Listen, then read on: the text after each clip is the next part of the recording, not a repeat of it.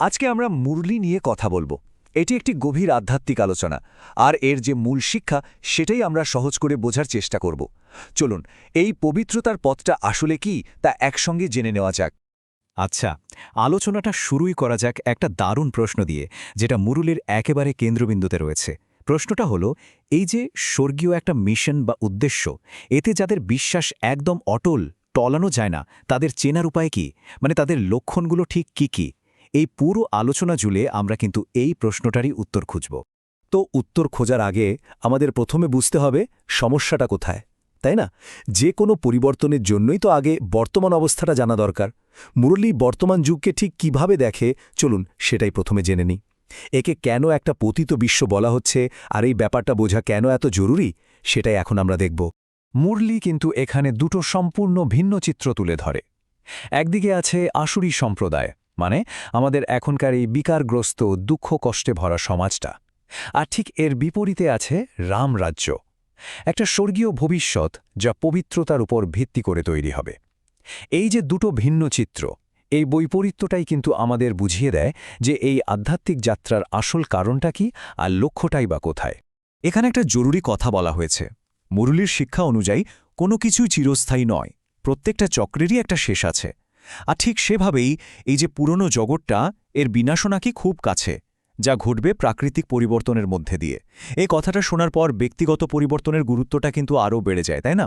কারণ এটাই তো একটা নতুন যুগের শুরু হওয়ার সংকেত। বেশ, তাহলে প্রশ্ন আসতেই পারে, এই পতিত বিশ্ব থেকে বেরোনোর রাস্তাটা কি? কে দেখাবে সেই পথ? চলুন এবার আমরা সেই দিব্য শিক্ষকের কথা শুনি, যার কাছ থেকে এই মুক্তির জ্ঞানটা আসে। মুরলিতে না একটা খুব সুন্দর উপমা ব্যবহার করা হয়েছে। পরম শিক্ষক অর্থাৎ বাবাকে এখানে একজন কাণ্ডারি বা মাঝির সাথে তুলনা করা হয়েছে। ভাবুন তো, আমাদের আত্মাগুলো যেন এক একটা ছোট ছোট নৌকা, আর এই বিকারের জগৎটা একটা উত্তাল সমুদ্র। তো সে কাণ্ডারির কাজই হলো এই নৌকাগুলোকে সাবধানে সমুদ্র পার করিয়ে নতুন পবিত্র জগতের তীরে পৌঁছে দেওয়া। আর যারা এই নৌকায় চেপেছে তাদের জন্য একটা দারুণ প্রতিজ্ঞা আছে। কথাটা হলো, সত্যের নৌকা দোলবে কিন্তু ডুববে না। এর মানেটা কি? মানে হলো, এই আধ্যাত্মিক পথে চলতে গেলে ঝড় আসবে, অনেক বাধা বিপত্তি আসবে, নৌকাটা হয়তো টলমল করবে, কিন্তু যদি সত্য আর সেই কাণ্ডারির ওপর বিশ্বাসটা অটুট থাকে, তাহলে নিশ্চিত থাকুন নৌকাটা কোনোদিনও ডুববে না, শেষে ঠিকই লক্ষ্যে পৌঁছাবে। আমরা তো এতক্ষণ বাইরের জগৎ, সমস্যা, সমাধান এসব নিয়ে কথা বললাম। এবার চলুন আলোচনার মোড়টা পুরোপুরি নিজেদের দিকে ঘোরানো যাক।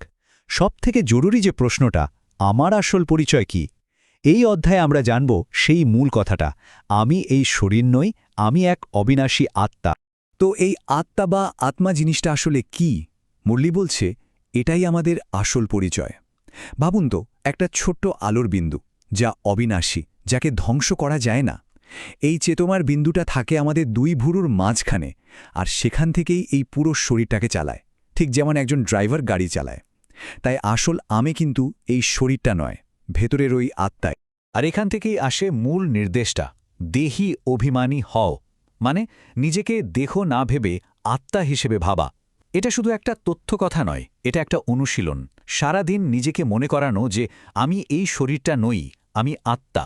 কারণ মুরলি অনুযায়ী আমাদের জীবনের যত দুঃখ, যত কষ্ট, তার আসল কারণ হলো এই দেহ সচেতনতা। তাই আধ্যাত্মিক পথে হাঁটার প্রথম ধাপই হল আত্মসচেতন হওয়া। আত্মা আর শরীরের সম্পর্কটা এখানে খুব সহজ করে বোঝানো হয়েছে।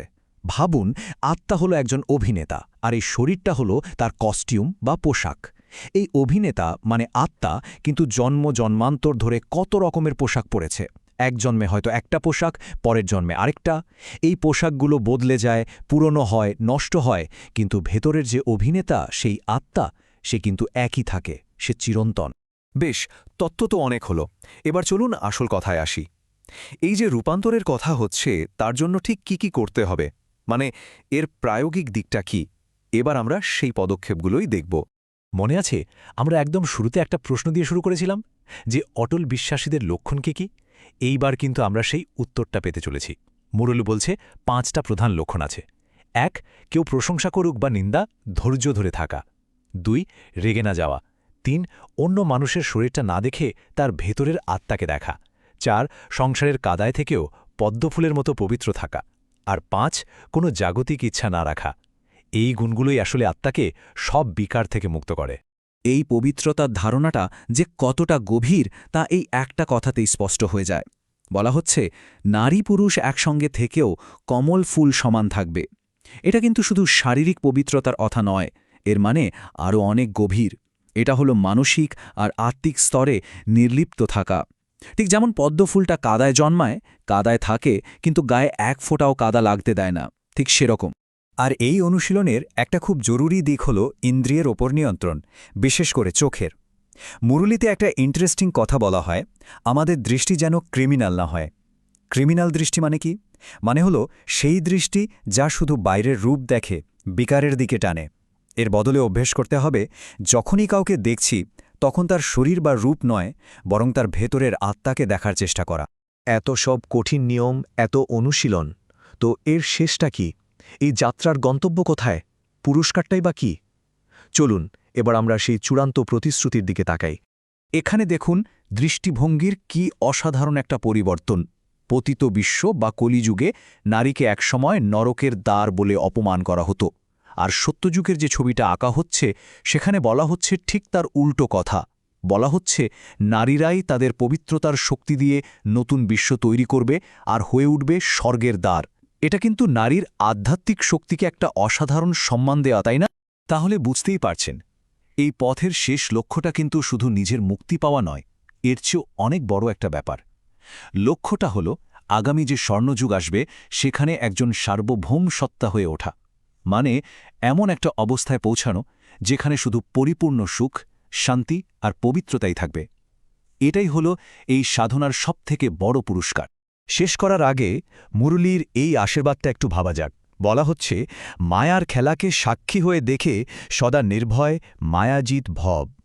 এখানে মায়া মানে হল এই জগতের যা কিছু ভ্রম, যা কিছু ইলিউশন, মানে জীবনের এই যে নাটক চলছে তার উত্থান পতন, সুখ দুঃখ, এ সব কিছুকে যদি একজন দর্শকের মতো নির্লিপ্ত হয়ে দেখা যায়, তাহলে মনের ভেতর থেকে সব ভয় চলে যায়, আর তখনই এই ভ্রম বা মায়াকে জয় করা সম্ভব হয়। ওম শান্তি।